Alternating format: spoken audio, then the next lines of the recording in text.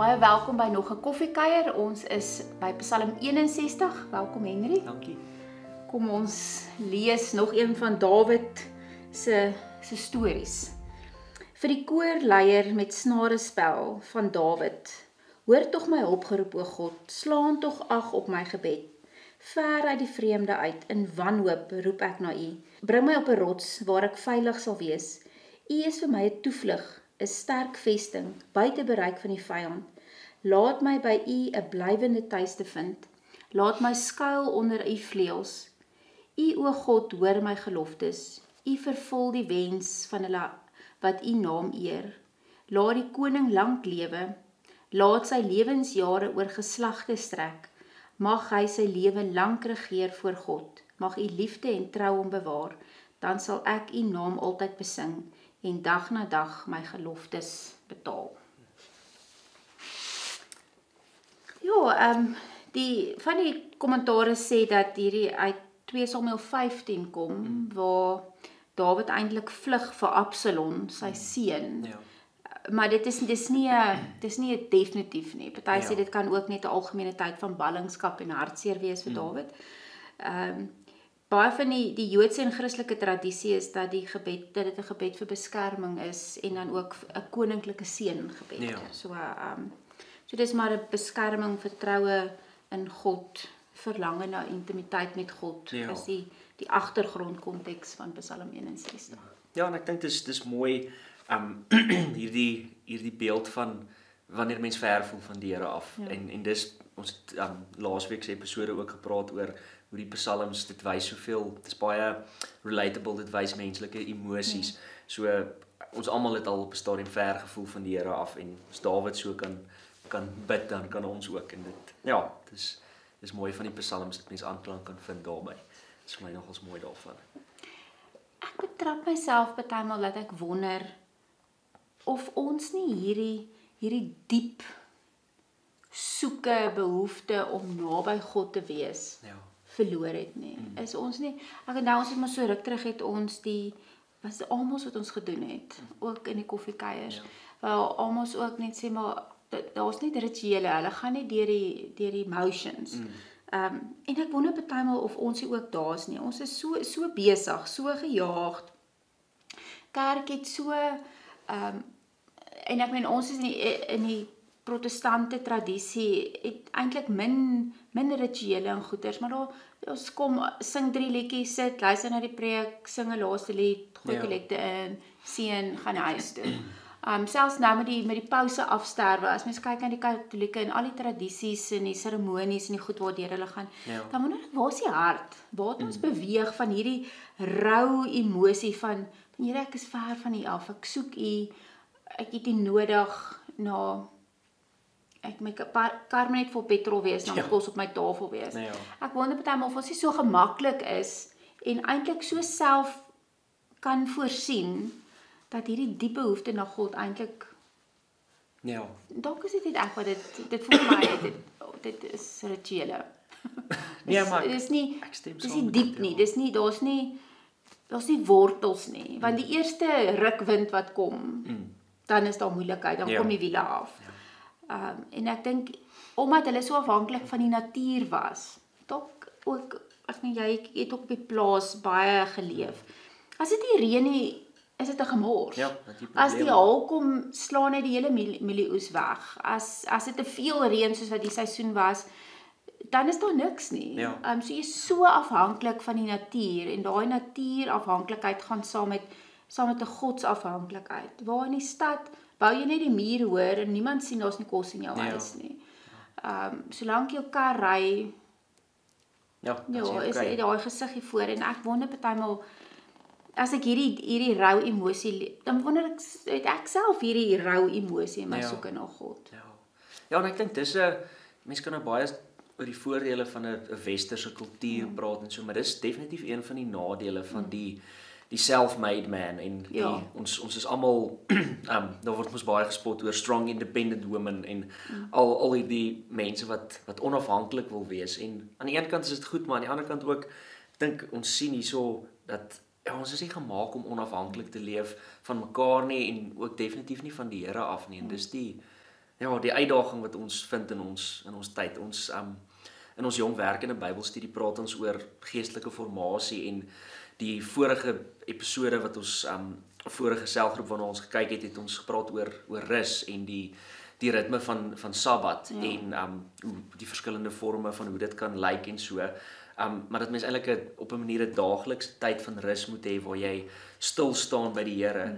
En ek bedoel, hoe doen ons dit nog? Soos het ons daai respek vir die Here dat ons net nog kom sit en in stilte. Dit is nou ons werk om die Bybel te lees. Maar soos Maar jy lees dit met 'n wat gaan ek daarmee maak? Ja, jy lees dit nie met wat nee. hoe pas dit op my nie. Ja. En daardie en ek mense kan nou baie sê oor die Katolieke en so, maar daar's nog steeds dink ek daardie ontsag vir die Here wat ons baie keer mis in ons kerkfamilie en tradisie wat ek dink 'n gevaarlike plek is. So, ek het 'n baie goeie vriend my vir kinders spaar met 'n Katoliek is. Ja. En hy gaan al vir die afgelope 15 jaar na dieselfde gemeente toe en die priester kom uit Afrika uit. Ek dink as ek reg onthou Ghana. En die priester preek Engels, maar hy kan glad nie die Engels verstaan nie. Ja. Want dit is net so aksent by en teen gebroke. En ek sê vir hom, ek kan nie glo jy gaan vir 15 jaar na kerk toe waar jy die res is Latyn, die ander deel verstaan nie. Ek verstaan nie Latyn nie, verstaan nie daai deel nie. Hy sê ja, maar hy gaan daar om in die teenwoordigheid van God te wees en dit wat hy daar kry en die belewenis. Toe dink ek, kan jy vir een oomblik dink mense in geweld vrede gaan kom as hulle jou nie kan verstaan en nie kan hoor nie. Ek meen een swak preek of die musiek is te hard of te sleg of te whatever en daar gaan hulle. En die Katolieke daai van die spasie van die gebou. En God is mos nou nie in die gebou nie, maar dit gaan oor daai rus, oor daai afhanklikheid van God wat sê maar ek beweeg in hierdie ruimte in. Ja. Ek dink ons het te veel begin om die kerk soos 'n produk te hanteer en ek dink ons soos wat jy nou sê as iets nie na my smaak is nie, dan gaan soek ek maar na 'n ander kerk of ek hou sommer 'n kerk op my eie. Maar ek bedoel selfs 100 jaar terug dit was nie 'n opsie nie. Dis soos want waar gaan dit? Gaan dit oor 'n ontmoeting met die Here of gaan dit oor wat kry ek by die kerk? Ja, mense het nie tussen kerke geskuif nie eers tussen gemeentes nie. Ek praat nie eers van denominasies nie. Want dis waar jy is en dis die plek waar jy gaan en dit het niks te doen met die dom nie of die gebou of die musiek nie. Dit het te doen met jou verhouding met die Here. Punt stop sela. En ek wonder nou nogal oor daai afhanklikheid wat Dawid, ek dink die enigste kere wanneer ons regtig voel maar nou is ons afhanklik van die Here is wanneer jy in finansiële gemors is. Dan voel dit vir jou of as jy die poorte van die hemel begin sien omdat jy siek is. Wat Dawid het tog alles gehad. Hy het finansiëel kon hy nie swaar gekry het nie. So sy behoefte was om in 'n verhouding met die Here te staan. Nie omdat die Here vir hom kos op sy tafel sit nie, maar omdat hy die behoefte het om daai verbintenis te leef en ek dink ons mis iets daarvan. Ja, ons het laasweek uit Psalm 51 gepraat oor of waar Dawid skryf van die Here sê hy soek nie offers nie, maar hy soek 'n gebroke hart en dit dui ook op verhouding. Die Here soek daai verhouding met ons. Hy wil nie eintlik hy het nie iets van ons nodig nie, maar hy wil saam met ons leef in verhouding en dis die belangrike ding. Leef ons nog so in stel ons roetines en dissiplines in ons lewe in wat dit kweek en wat dit bring.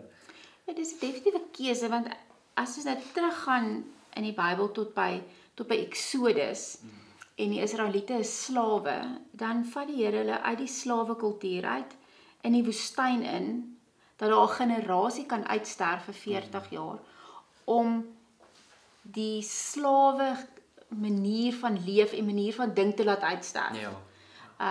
Want 'n slaaf is net iets werd as hy produseer, as hy iets doen, dan kan jy rus. Dan sê God nee, dis nie hoe my mense werk. Jy rus eers, dit was aand en dit was môre die eerste dag. Ons is terug by jy moet eers werk, dan kan jy rus. Ek sê my eie kinders, plig voor plesier op 'n daaglikse basis. So en die Here sê nee. Jy rus omdat jy my kind is. Ja. Jy het waarde omdat jy my kind is.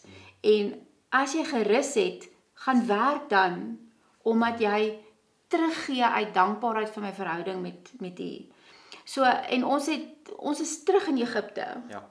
Ons hardloop op die raadjies en as ons moeg neerval dan voer ons mekaar en dan môreoggend begin jy net weer hardloop.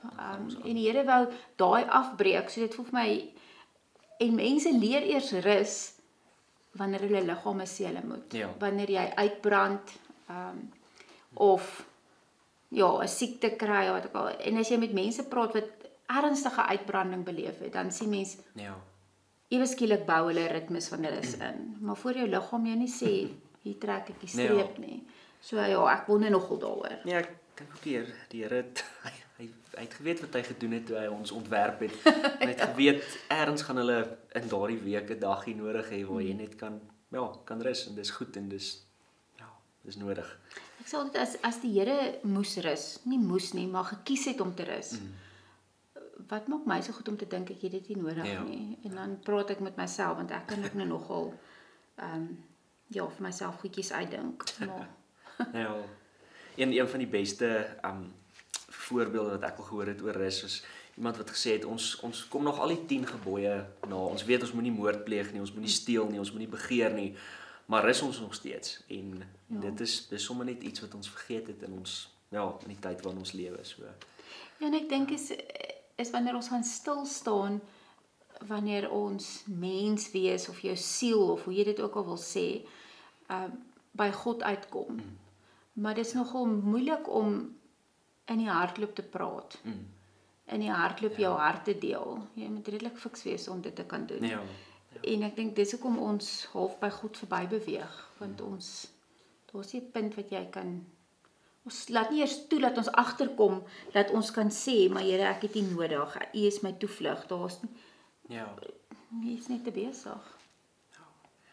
Nog dalk net 'n afsluiting wat vir my mooi was van hierdie Psalm hier van vers 7 af staan daar vermeerder tog, so Dawid praat heeltyd van homself en dan ewe skielik praat hy van die koning en sê hy vermeerder tog die dae van die koning se lewe, mag sy lewensjare geslagte lank duur, mag hy altyd voor God regeer, voorsien toewyding en waarheid, laat dit oor hom wag hou. Nou verskillende kommentare, party mense sê hy praat oor homself maar ek dink die groot ding is dit is 'n messiaanse heenwysing dat hy verwys na Jesus en Dawid kon dit self nie geweet het nie, maar Jesus wat dan in geslagte gaan regeer voor God dat hy toewyding en waarheid gaan bring en selfs al in die Ou Testament sien ons hierdie klein deeltjie van daar's hoop van 'n Messias wat kom en ons leef ook in daai hoop want hy saam met ons en hy gaan ook weer kom.